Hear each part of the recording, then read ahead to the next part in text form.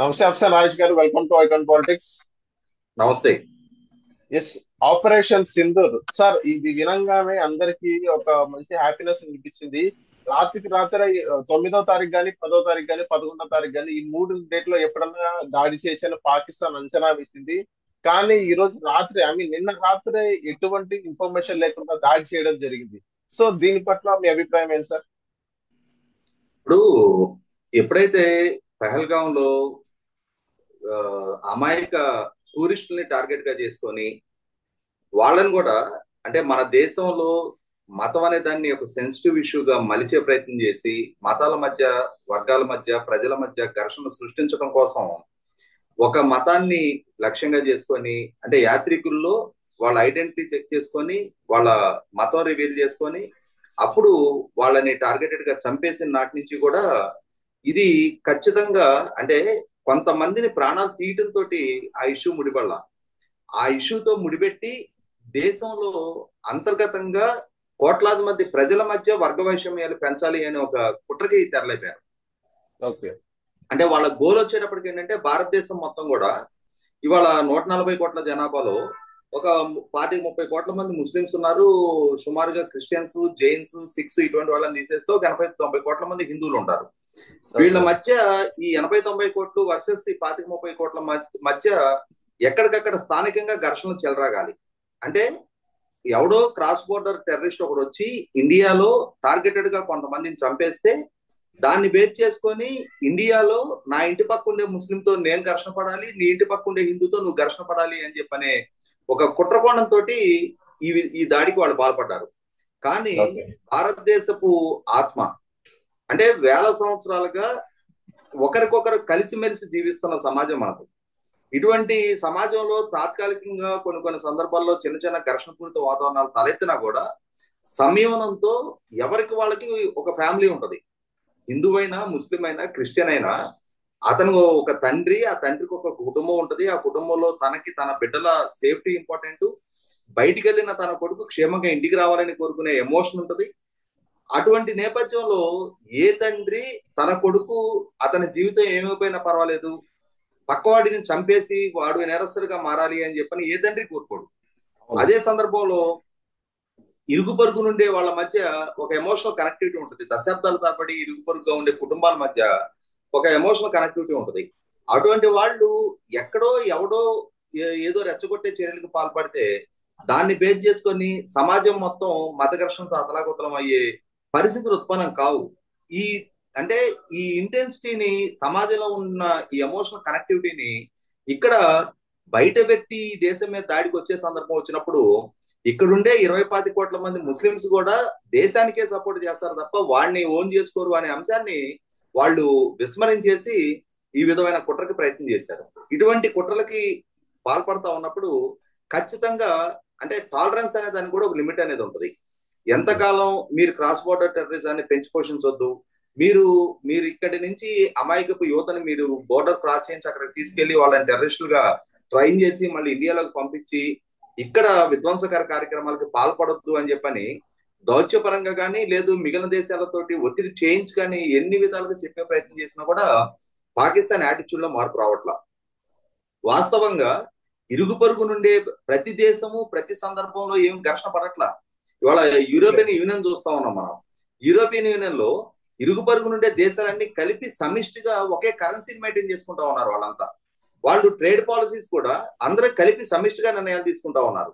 వారి దేశాల్లో ఒకరికొకరు పర్యటించే సందర్భంలో కూడా వీసాల అవసరం లేకుండా పర్యటించే వెసులుబాటు కూడా ఉంది. అలాగే ఇప్పుడు మన దేశానికి కూడా నేపాల్, భూటాన్ లాంటి, శ్రీలంక లాంటి ఇరుగు పొరుగు దేశాలతో మనకు ఎటువంటి ఘర్షణపూరిత వాతావరణం లేదు.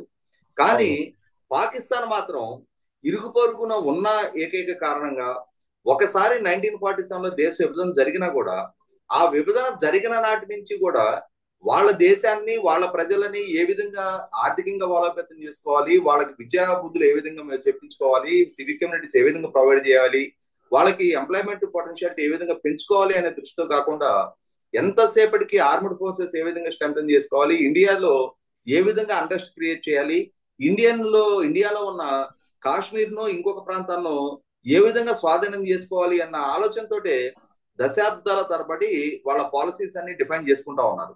ఇటువంటి ఓకే. నేపథ్యంలో భారతదేశం విక్టిమ్ గా ఉంటుంది. ప్రతి సందర్భంలో కూడా పాకిస్తాన్ చేస్తున్న ఈ క్రాస్ బోర్డర్ టెర్రరిస్ట్ యాక్టివిటీస్ తోటి విక్టిమ్ గా మారుతున్న నేపథ్యంలో ఎక్కడో దగ్గర దీనికి ముగింపు పలకాలనే ఉద్దేశంతో, అంటే గతంలో చాలా సంఘటనలు జరిగాయి. పుల్వామా ఇష్యూ జరిగినప్పుడు ఒక సర్జికల్ స్ట్రైక్ జరిగింది. అంటే పిఓకేలో, పాక్ ఆక్యుపైడ్ కాశ్మీర్ లో ఉన్న కొన్ని సెలెక్టివ్ ఈ terrorist training camps, shelter zones మీద ఆ రోజుల్లో దాడి జరిగింది. కానీ ఈసారి ఇంకొంచెం ఎక్స్టెన్సివ్ గా, అంటే బహుశా 1971 తర్వాత, ఎందుకంటే కార్గిల్ యుద్ధం జరిగినా అది భారత భూభాగంలో జరిగింది. అలాగే గతంలో జరిగిన సర్జికల్ స్ట్రైక్ అనేది పాక్ ఆక్యుపైడ్ కాశ్మీర్ లో జరిగింది. అది పాకిస్తాన్ అధికారిక భూభాగం కాదు. కానీ ఈసారి పంజాబ్ ప్రావిన్స్ లో ఉన్న కొన్ని టెర్రరిస్ట్ శిబిరాల మీద కూడా రాత్రి దాడి జరిగినట్టుగా వార్తలు వస్తా ఉన్నాయి. అంటే మొత్తం ఓవరాల్ గా 9 చోట్ల స్ట్రైక్ జరిగినట్టు, అందులో 4 పాకిస్తాన్ భూభాగంలో, 5 పిఓకేలో, పాక్ ఆక్యుపైడ్ కాశ్మీర్ లో దాడి జరిగినట్టుగా వార్తలు వస్తా ఉన్నాయి. అంటే ఒక రకంగా సుమారుగా 54 సంవత్సరాల తర్వాత పాకిస్తాన్ భూభాగం మీద భారతదేశం తొలిసారిగా దాడి చేసిన పరిస్థితి. 1971 ఈస్ట్ పాకిస్తాన్ ని బంగ్లాదేశ్ గా ఆవిర్భావం చేసిన తర్వాత, విముక్తి చేసి బంగ్లాదేశ్ గా ఏర్పాటు చేసిన తర్వాత, ఆ రోజు ఆ యుద్ధంలో పాకిస్తాన్ ఓడించి 93,000 మంది పాకిస్తానీ సైనికుల్ని ఆ రోజు కాశ్మీర్లో వాళ్ళు సరెండర్ అయిపోయిన తర్వాత వాళ్ళని యుద్ధ ఖైదీలుగా పరిగణించి క్షమాభిక్ష ప్రసాదించిన తర్వాత మళ్ళీ అంతటి స్థాయిలో పాకిస్తాన్ సాయిల్ మీద భారతదేశం ఒక రకంగా స్ట్రైక్ చేయటం అనేది 5 దశాబ్దాల తర్వాత కంపల్షన్ పాకిస్తాన్ క్రియేట్ చేసింది. వాళ్ళు ఇంటర్నల్ గా అక్కడ గనక వాళ్ళు ఎప్పుడో ఇటువంటి వాళ్ళకి షెల్టర్ జోన్స్ గా తమ దేశాన్ని మారడానికి ఆస్కారం కలిగించకుండా ఉండున్నట్టయితే ఈ రోజుకి భారతదేశం నుంచి ఒక మంచి ఇరుగు పొరుగు దేశంగానే పాకిస్తాన్ పరిగణించడానికి ఆస్కారం ఉండేది. ఇవాళ ఇరుగు పొరుగున అదొక దేశం, ఇదొక దేశం, రెండింటికి ఎకానమీస్ ఉంటాయి. రెండింటికి కూడా ఇచ్చిపుచ్చుకునే దూరంలో ఒకరికొకరు వ్యాపారాలు కలిసి పెంచుకోవడానికి, సంస్కృతి పరంగా కూడా అంటే ఇవాళ మనకి ముంబై బాలీవుడ్ తోటి పాకిస్తాన్ ప్రజలకు చాలా కనెక్టివిటీ ఉంటది. అటువంటి సాంస్కృతిక పరమైన ఇచ్చిపుచ్చుకునే దూరంలో పాకిస్తాన్ కళాకారులు చాలా మంది భారతదేశానికి వచ్చి, అంటే మ్యూజిషియన్స్, తర్వాత వాయిద్య కళాకారులు, వాళ్ళందరూ కూడా ఇక్కడ ప్రోగ్రామ్స్ ఆర్గనైజ్ చేసిన తీరు మనం చూసాం గతంలో. అటువంటి వాతావరణాన్ని ఇవాళ భగ్నం చేసుకొని మంచి ఇరుగు పొరుగుగా ఉండాల్సిన పరిస్థితి నుంచి పాకిస్తాన్ ఇవాళ శాశ్వతంగా శత్రుదేశంగానే పరిగణింపబడే పరిస్థితి సృష్టించుకోవటం అనేది 100% అది పాకిస్తాన్ సృష్టించుకున్న స్వయంకృత అపరాధం. ఈ సందర్భంలో గట్టిగా జవాబు చెప్పి తీరాల్సిందే అని చెప్పని నరేంద్ర మోడీ గారి నాయకత్వంలో ఉన్న కేంద్ర ప్రభుత్వం తీసుకున్న నిర్ణయానికి అనుగుణంగానే మన త్రివిధ దళాలు కూడా స్పందించడానికి సిద్ధంగా ఉన్నారు. గత వారం 10 రోజులుగా పూర్తి స్థాయిలో ఆ సన్నద్ధతలోనే నిమగ్నమై ఉన్నారు.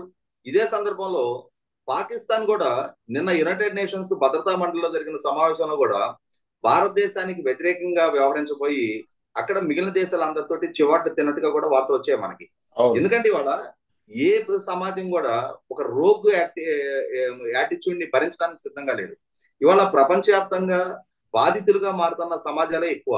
ఇటువంటి రోగ్ యాక్టివిటీని ఎంటర్టైన్ చేసే ఏ ప్రభుత్వాన్ని, ఏ దేశాన్ని కూడా సపోర్ట్ చేయడానికి బాహాటంగా ఏ ప్రభుత్వం కూడా ముందుకు రాదు. చైనా లాంటి భారతదేశంతో సరిహద్దు వివాదాలు లేదో ఇంకోటో భారతదేశాన్ని మొదటి నుంచి కూడా పూర్తి స్థాయి మిత్రదేశంగా పరిగణించడానికి సిద్ధపడని చైనా లాంటి దేశాలు నిన్న టర్కీ నుంచి ఒక వార్షిప్ కరాచీకి వచ్చినట్టుగా వింటున్నాం మనం. ఇటువంటి 1-2 దేశాలు ఏదైనా పాకిస్తాన్ కి సపోర్ట్ గా నిలబడొచ్చేమో కానీ వాస్తవంగా నాసాలో అంతర్భాగమైన టర్కీ ఎంత స్థాయిలో రేపు రోజున పాకిస్తాన్ కి మద్దతుగా నిలబడుతుంది, యూరోపియన్ మిగిలిన దేశాల అభిప్రాయాలకి భిన్నంగా ఎంతవరకు పాకిస్తాన్ కి మద్దతుగా టర్కీ కూడా నిలబడుతుందో చూడాలి. దౌత్యపరంగా భారతదేశం పెంచే డిప్లొమాటిక్ ప్రెషర్ ని ఎంతవరకు టర్కీ కూడా కాదు అని చెప్పని భారతదేశంతో శత్రుత్వం, అంటే ఒక పూర్తి స్థాయి యుద్ధంగా మారే పరిస్థితులు కనుక దారితీస్తే భారతదేశంతో శత్రుత్వాన్ని కొని తెచ్చుకునే స్థాయిలో పాకిస్తాన్ కి సపోర్ట్ గా నిలబడుతుందో చూడాలి. పాకిస్తాన్ దీన్ని రిలీజియస్ ఇష్యూగా మార్చే ప్రయత్నం చేసి గల్ఫ్ ఇస్లామిక్ దేశాల నుంచి సపోర్ట్ కోసం ప్రయత్నం చేసినా కూడా ఇస్లామిక్ కంట్రీస్ కూడా పాకిస్తాన్ ద్వారా పెంచి పోషించబడుతున్న ఈ ఉగ్రవాదం విషయంలో సపోర్ట్ చేయడానికి ఏ దేశం కూడా సిద్ధంగా లేనట్టుగా వార్తలు వస్తా ఉన్నాయి. ఇటువంటి సందర్భంలో ఆపరేషన్ సింధూర్ మరింత విస్తృతం అవ్వాలి. భవిష్యత్తులో కూడా భారతదేశంలో కానీ ఇంకే దేశంలో కానీ ఈ విధమైన టెర్రరిస్ట్ యాక్టివిటీస్ పెంచి పోషించాలి అనుకునే ఇంకో దేశానికైనా సరే ఒక చారిత్రక గుణపాఠం నేర్పే స్థాయిలోనే భారతదేశం ఈ సందర్భంలో యాక్ట్ చేస్తుందని చెప్పని కూడా నేను భావిస్తా ఉన్నా. So thank you sir, micron politics వచ్చినందుకు.